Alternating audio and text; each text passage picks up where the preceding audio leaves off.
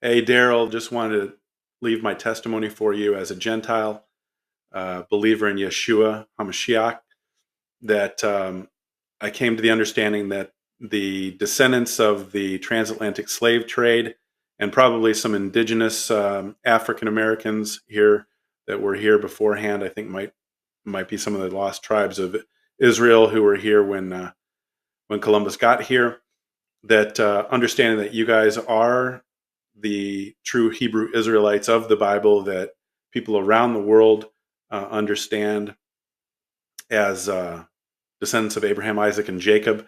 My testimony is about 3 years ago in December, I was reading the book of Revelation.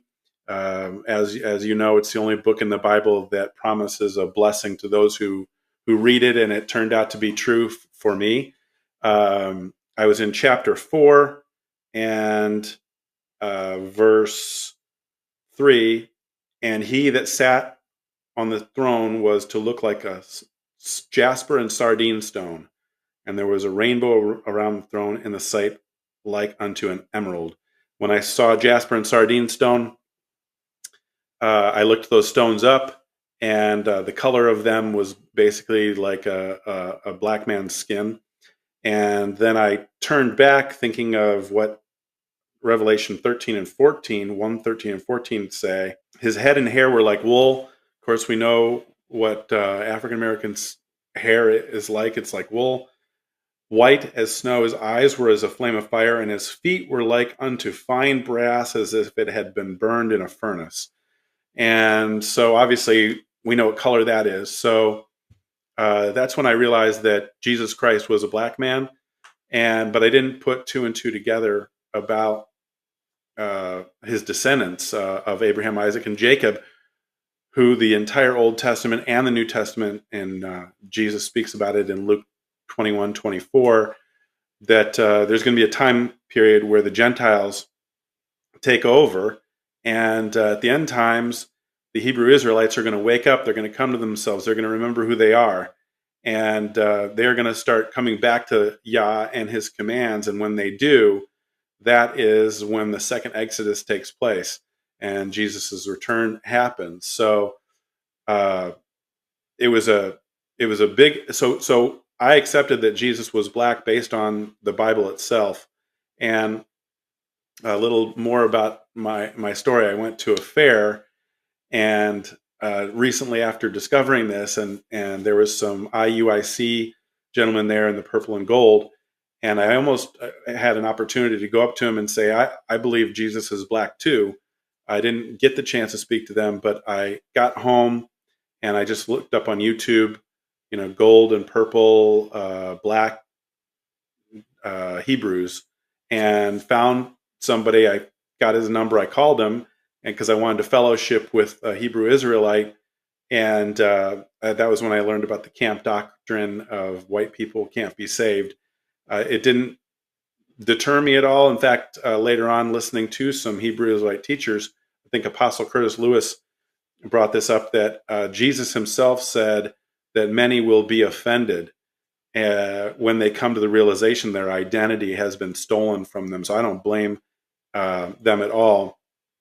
I think the teaching is wrong that Gentiles can't be saved, but I also think the teaching is wrong that it doesn't matter who the Hebrew Israelites are. It doesn't matter what color Jesus Christ's skin is, because it also says that in those later days and in that day and at that time, that people are going to see the descendants of Abraham, Isaac, and Jacob and know who they are based on their appearance.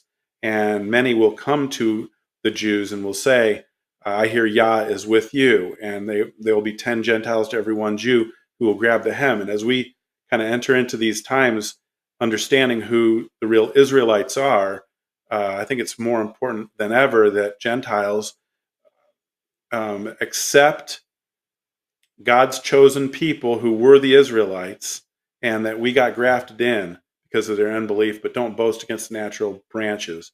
I just think it's so important to take the Bible, the Word of God, seriously, and in most cases, just believe what it says. It always tells you if it's speaking in a parable or an allegory, but when it speaks outrightly and directly, I would just suggest that my fellow Gentiles, take heed to what it says, and we can talk about this more when we talk on your podcast. But I've gained a lot of I gained a lot from learning from born again Hebrew Israelites like Apostle Curtis, like yourself, uh, like other YouTube channels. The Gates of Huldah would be one of them.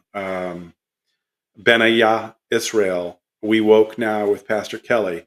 There's just a lot of great Bible teachers who teach the Bible in context that I don't think most of the Gentile churches are getting nowadays. The 501c3s that are real, maybe programmatic in their teaching style, where they'll just teach on a couple of verses and and tell personal stories rather than really digging into the Bible. What does it say about the Hebrew Israelites, the descendants of Abraham, Isaac, and Jacob in the last days? What is the plan of redemption? Starts making sense of a lot of verses that we can talk about when I'm with you. But that's my testimony. I hope it helps, especially my fellow Gentiles, to understand that Israel matters. When you bless Israel, you are blessed. And so I just want to say, bless Israel, and we'll talk soon.